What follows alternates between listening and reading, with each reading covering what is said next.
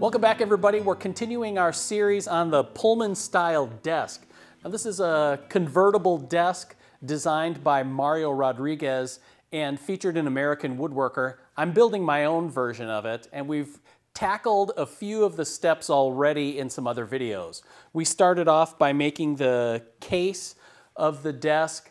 Then we worked on the inside where we added a drop down and pull out work surface. Way in the back we have some organizational cubbies to be able to keep your papers and chargers and all that kind of stuff organized and out of your way while you're working. After that, we built a pair of drawers that go down below so that when this desk is in its mild-mannered alter ego, it just looks like a dresser sitting just about anywhere in your home. On this video, we're going to wrap up the woodworking construction portion of it by building a base and also a top. Now, the top is a two-part solid wood construction here. And the reason for that is that the front section of the top is designed to flip all the way open to provide a little bit more access to the inside of the desk when it's in its superhero mode. Now, in order for that to hinge open, I want to do that in a way that's going to be invisible once it's all closed up. I don't want to see a couple of hinge barrels sticking up that's going to intrude on the flat surface of the top. For that, we're going to use a special kind of hardware. They're often called sauce hinges because that's the company that makes them. And they're a recessed hinge that they go into a mortise on the mating edges of the two pieces. And then when you open them up, they kind of extend out transformer-like to be able to support the piece once it's flipped open. In order to do that, the hinges come with some instructions and a little paper pattern that you can use to lay out where those mortises are going to go. And if you can drill them out. I'm going to use a router though, and because I have 4 of these mortises to tackle, I want to make sure they're consistent. So I'm going to show you a simple technique to make a template that will match this and help us get those hinges installed. It's going to start out over at the drill press.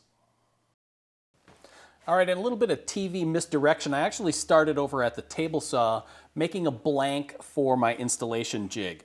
Now, as you can see, it's pretty complicated. I have a 1/4-inch MDF base and a 1/2-inch plywood fence that I attached just with a handful of pin nails on there. It doesn't have to be super complicated. The key thing here though, and what I want you to see, is that the fence overhangs the edge of the base here all along its length. The reason for that is I want this fence to be the reference surface for when I cut out a recess for the hinge. Now, the instructions that come with the hinge, like I said, have that paper pattern, but you don't really want to use it. I want to hold on to this both for reference and for the instructions that are on here.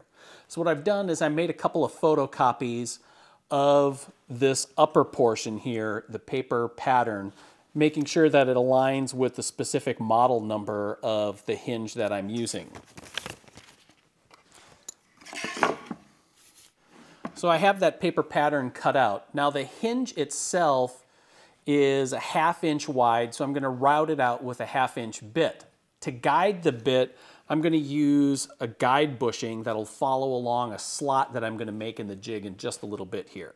Now the guide bushing that I'm using has a 5/8 inch outside radius, and yeah, the 1/2-inch bit will fit in there nicely and still allow the chips to clear out. So what I'm going to do is start the recess in my jig with a Forstner bit here at the drill press. But to help me know where I'm going to go, I'm going to take my paper pattern and hit it with some spray adhesive.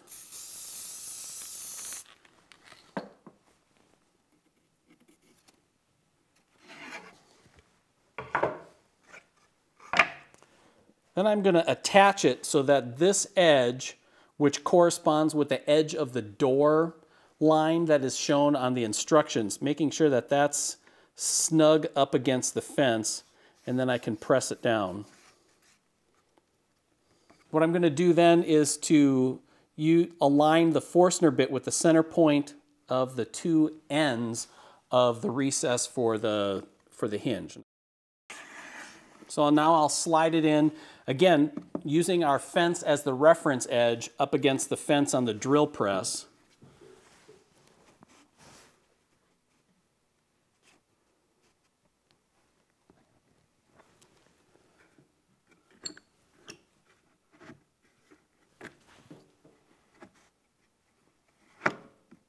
There. Now I'm going to drill out each end of that mortise.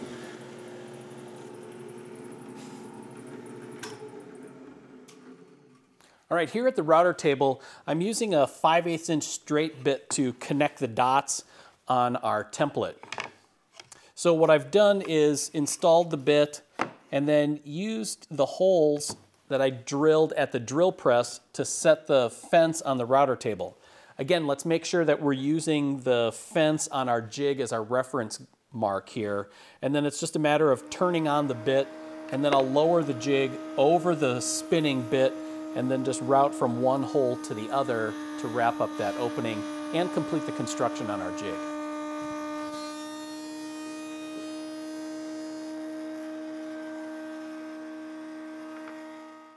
All right, to get the jig set up for use on our work pieces, I used the paper pattern and marked a center line for the jig, and I'm going to use that center line to line up with center lines that I marked on the workpiece themselves. There are a couple other lines on here. These two outer ones correspond to the stepped mortise that we need to create. So we bring back the hinge here, and you can see there's a full-length shallow mortise for the upper flange of the hinge, let's call it that. And then there's a deeper mortise required for the main body of the hinge. I have a plunge router here set up to do the initial mortise, then I'll reset up and do the deeper body mortise here.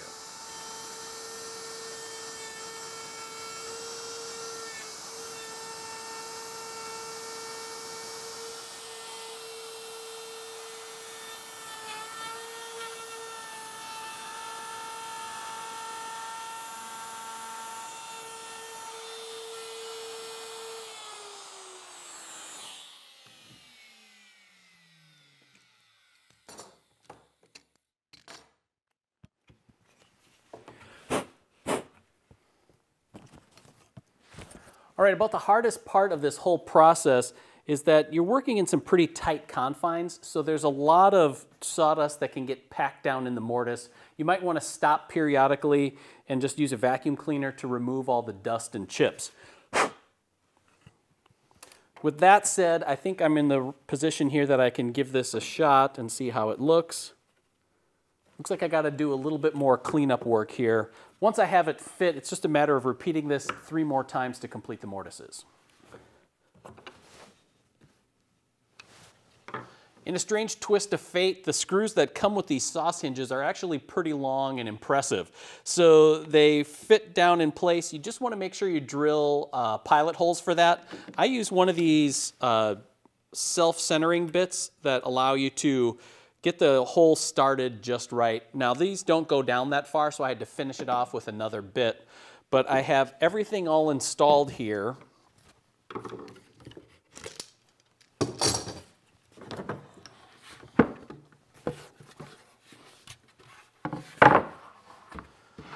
So that's the desktop in the top of the desk in its open position and then closed up. It's a real smooth pivoting motion, and I gotta say that I'm pretty impressed with how easy it was using that template, and this is the best that I've had these sauce hinges turn out on a project. So the next step here is we're gonna head over to the router table. We're gonna dress the exposed edges of this top with a little bit of a profile. All right, for the profile on the top of the desk, we're not using a lot of complicated profiles throughout the rest of the project. Very streamlined and clean. So I want to keep that same aesthetic going here. But since we're going to be using kind of some round details down on the base, we're going to echo that a little bit here on the top. So I have a 1/2 inch roundover bit installed in the router table. it's a 1/2 inch radius. The top is only 3/4 of an inch thick.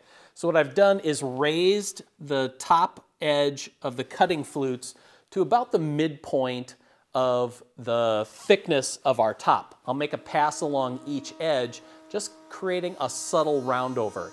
Now in woodsmith land, we've been calling this a bullnose profile, and might be a thumbnail depending on where you are and what sources you're working from. But I like the way that this looks, is that it's a little bit of a roundness to it without it being a full round profile. I'm going to start by routing the end grain of the 2 sides of the top, and then finish up with taking care of the front edge.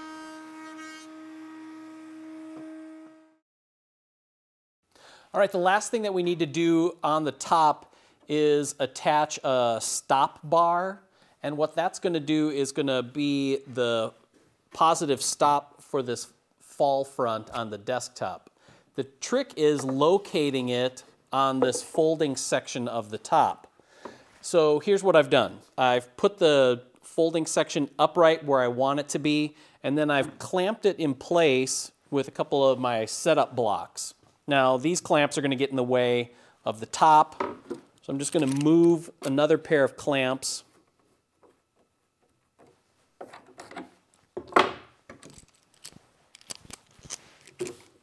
to the front.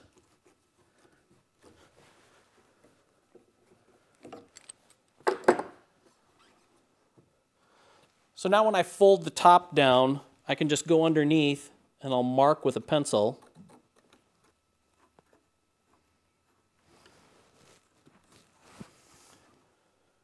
And then there you can see where that line is. That marks the front edge of this stop piece, which I can then clamp in place and screw down. Now on this stop, I have recessed a couple of magnet cups. So I'll drop in some magnets when I'm done here, and then I'll put a matching washer in the fall front so that when that comes upright, it'll hold it in place. So I'm going to take care of this, and then once that's done, we can start addressing the base. All right, we're ready to start working on the base for our desk here, and it's more of a stand than it is a base because it's a separate assembly that we're going to put on there. It's made up of 2 long rails that will run side to side across our desk. They'll be joined by 2 short rails, and then there are 4 round legs that get added. Now, we're starting with rectangular blanks here on the legs because we're going to do a couple of steps before we get to the lathe part. Now, for all of these pieces, you want the corresponding parts to be the same length. So for example, on the long rails, I cut those here at the table saw using a stop block to make sure that the 2 rails are the exact same length. The next step that we're going to do here is to take our legs, and then we're going to cut a long rabbet along one end. And what that's going to do is provide an anchor point for the long rails when they get tenoned into them, so that there'll be like a bearing surface there for those rails to rest on. Adds strength to the whole assembly. So I've set up a dado blade here in the table saw. It's set for a 1/4 inch deep cut, and I'm using my rip fence here as an end stop for consistent cuts across all 4 of the legs.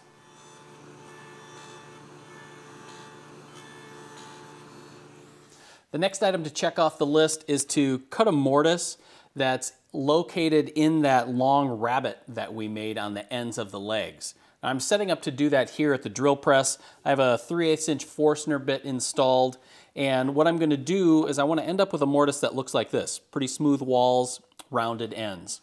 I'm going to drill each end of the mortise and then a hole right down the center of it, and then I will connect those 2 dots with 2 more holes and then come back with a couple of more passes just to clear away the remaining waste. It's a fast and easy way to create mortises with some simple tools. All right, we had a little detour over at the drill press to take care of the mortises. While I was there, I also drilled a hole near each end of the long rails, and that's going to hold a dowel tenon that will join the long rails to the short rails later on. While I was there, I thought it would be a good idea to take care of that. What I'm going to do now is cut a tenon on each end of the long rails to fit the mortises that I just made.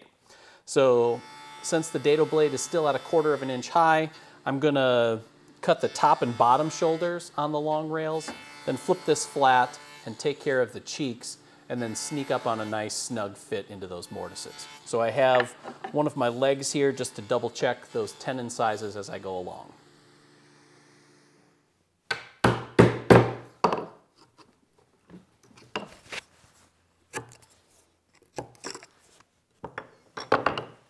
All right, I'm just squaring up the mortises that we made in the legs to match the tenons on the long stretchers.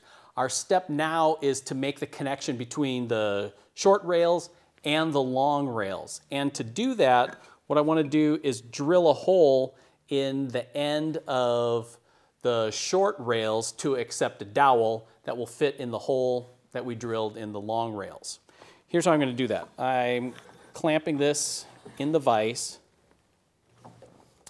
Then I made a drilling guide that's just a section that I cut off the short rails when I cut them to final length.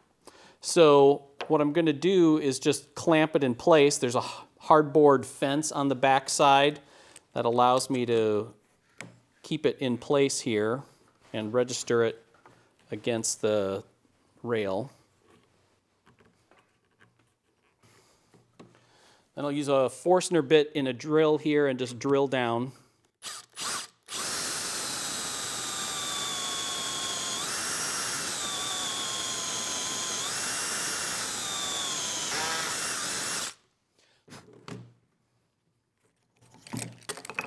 And I can do the same thing on the other end.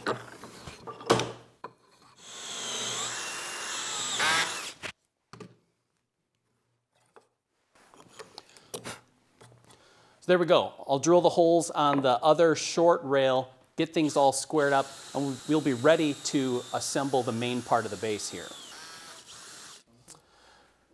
All right, I'm ready to assemble the base frame here, and I have my 2 long rails and the 2 short rails, and what I've done just to save a little bit of time is to glue the dowels into the holes first and let that glue set up for a little bit, and then kind of think of this as a regular mortise and tenon joint. So now what I can do is apply some glue to the tenon here on each end.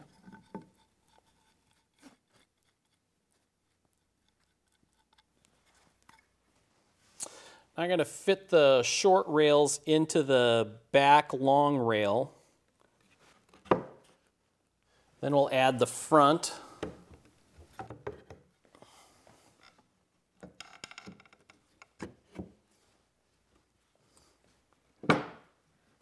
Now I want to clamp it up and then check it for square.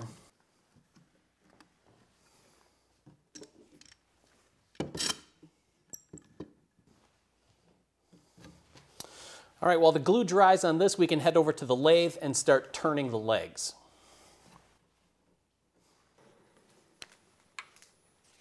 All right, I'm getting started here on turning the legs, and there are a few things that we want to keep in mind as we're taking care of the turning here. The first is that we're looking for a round shape when the leg is done. That's the obvious one. But the less obvious is, if you remember when we started on these feet, we cut a notch or a rabbet here at the end for the upper rail to sit in.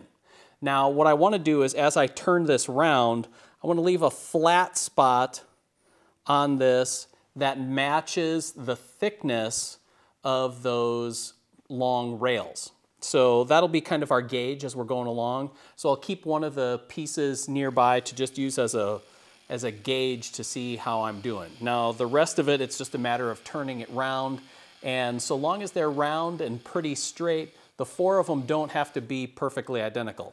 I'm not much of a turner, but I can turn on occasion, and I think for a simple profile like this, it shouldn't take too long and is pretty easy to accomplish.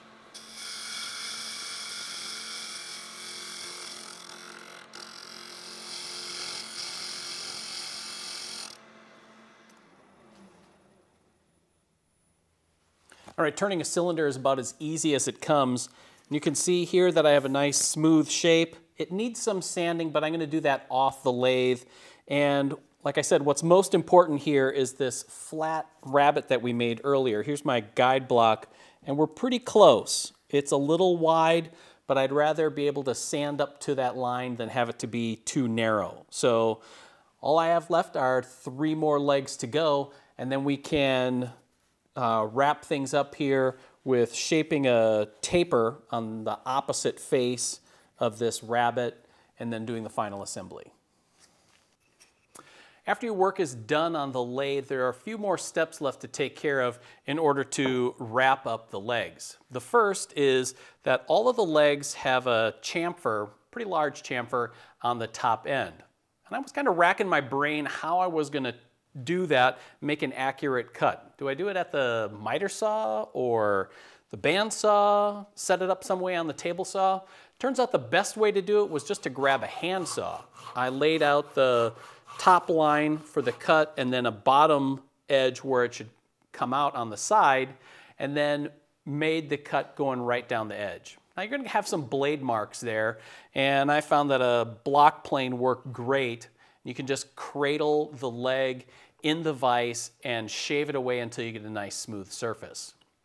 Now I held onto the block plane, and rather than sand the legs perfectly smooth and round, what I did is I just ran the block plane along to clean up any tear out from turning, and then I left it as a faceted surface. And I think this is going to look really cool once I get some finish on it, that each one of those facets is going to catch light in just a different way and add some texture to the project. Then the legs on the bottom end have a small chamfer to avoid splitting out when the desk gets slid around on the floor. Easy way to do that is you're going to hold the block plane in one hand and then just rotate the leg against the blade.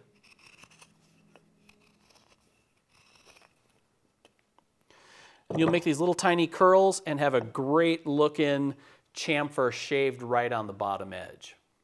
And with that, we're ready to glue these legs to our base frame that we assembled earlier.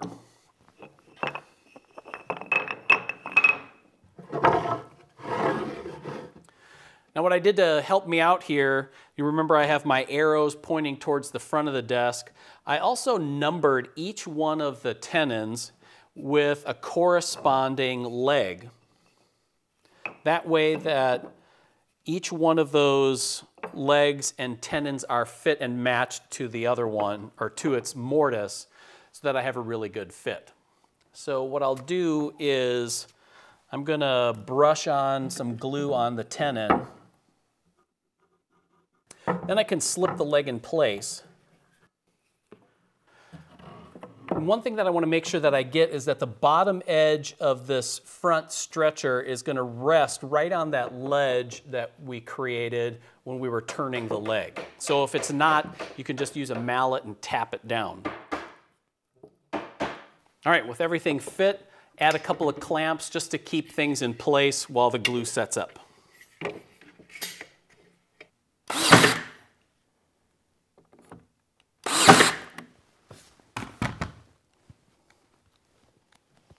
All right, so we're installing the back panels here. For the lower section, it's just a piece of plywood that I had left over from another project that worked pretty well, because this is some walnut plywood, and I got the walnut base going on, and I cut that to size to fit for the lower part. For the upper section, I planed down a piece of pine, because this is more likely to be visible from the user position of the desk. So what I did is I cut that to size, and then over at the drill press, I drilled out a couple of air holes for the 2 outer pockets, and then drilled out the ends of a slot for the middle section for like cords to pass through. At the bandsaw, I connected the dots on those circles to open that up a little bit. With a little sanding, we're ready to go. Now I'm going to attach this part with screws, because just in case down the road I want to be able to get access to this section of the desk.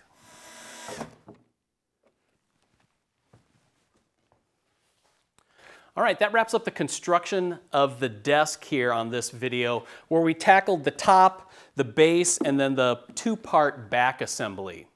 Now what's next on this project is the finishing, and I'm going to do that in another video. So if you're interested to see how I go about finishing this particular project, you want to stick around for that one. Otherwise, if you're interested in building a desk like this, the plans are at woodsmithplans.com. However, if you're a Woodsmith Unlimited member, you get 6 free plan downloads a year. This could be one of them. So hope to see you in the next video. Again, if you have any questions or comments, just let me know. Thanks.